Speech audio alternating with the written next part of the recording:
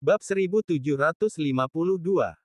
Dari pil itu, mereka merasakan aura yang familiar. Pil itu adalah Farhan.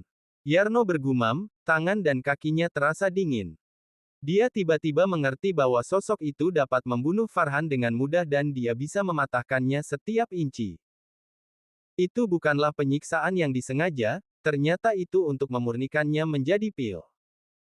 Pada saat ini, di bawah tatapan ketakutan semua orang, pil itu perlahan jatuh dan akhirnya jatuh ke tangan Adril.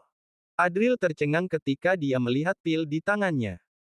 Pil hijau ini dikelilingi oleh lapisan kabut tipis dan terasa hangat-sangat disentuh. Pil sederhana ini melambangkan seluruh kehidupan kultivasi dari seorang master ilahi tingkat tinggi. Liana menelan ludahnya, lalu menatap Adril dengan tidak percaya sambil bertanya, kemampuan tersembunyimu ini sekuat itu, Paman. Pada saat ini, Yasmin mengeluarkan jeritan yang tidak seperti suara manusia. Rambutnya acak-acakan dan matanya hampir pecah. Hati dan pikirannya serasa dihantam dengan palu raksasa.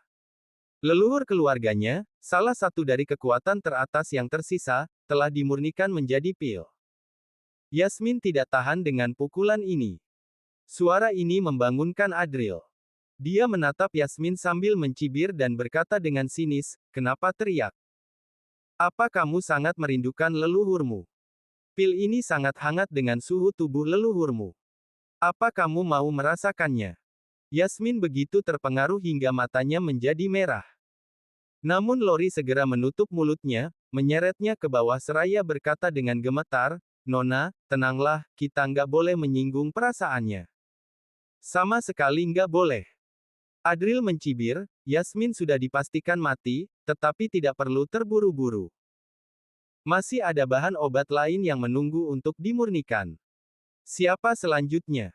Adril menatap yang lain sambil berteriak keras. Semua orang tercengang dan tersentak.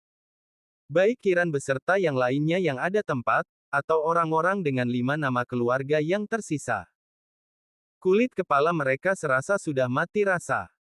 Farhan jelas merupakan tokoh besar di negara Elang, tetapi dia justru berubah menjadi pil seperti ini. Dijatuhkan dengan mudah. Sementara itu, sosok ramping yang diselimuti cahaya merah memancarkan tekanan yang luar biasa. Siapa yang ingin berubah menjadi pil? Tolong, selamatkan hidupku. Yarno jatuh ke tanah dengan gemetar dan berlutut di tanah. Dia adalah tokoh penting di negara Elang dan memiliki kebanggaannya sendiri. Akan tetapi, dia tahu bahwa kebanggaan itu tidak ada artinya di hadapan sosok yang ada di depannya. Jeff juga menarik napas dalam-dalam seraya berlutut di tanah tanpa berkata apa-apa. Yang lainnya juga gemetar dan langsung berlutut bersama-sama. Mereka bilang bahwa mereka memiliki kebanggaan, padahal mereka hanya orang yang suka menindas yang lemah. Kebanggaan mereka hanya ditujukan kepada kalangan bawah saja. Lagi pula, ketika mereka mencapai posisinya, mereka harus menjadi anjing untuk sekte tersembunyi. Bagaimana mungkin orang yang benar-benar memiliki harga diri bersedia menjadi seekor anjing? Sistem menentukan bahwa tidak ada orang dengan kepribadian yang kuat, yang dapat mencapai posisi ini. Melihat pemandangan ini, Adril kecewa dan menghela napas sambil menyahut, saat ditimpa kesulitan, apa cuma orang dari kalangan kelas bawah yang bersedia berkorban? Hal yang sama juga terjadi pada perang puluhan tahun yang lalu. Penguasa bersikap biasa-biasa saja, tetapi rakyat terus melakukan perlawanan. Para penguasa itu ingin terus menindas mereka.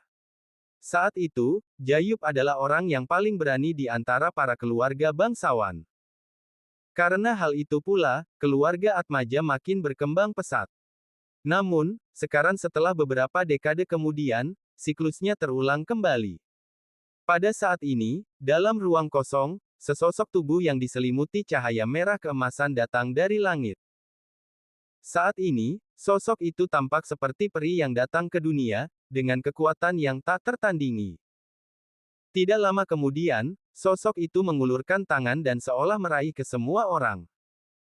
Telapak tangan ini tidak memiliki niat membunuh, hanya ada kehancuran.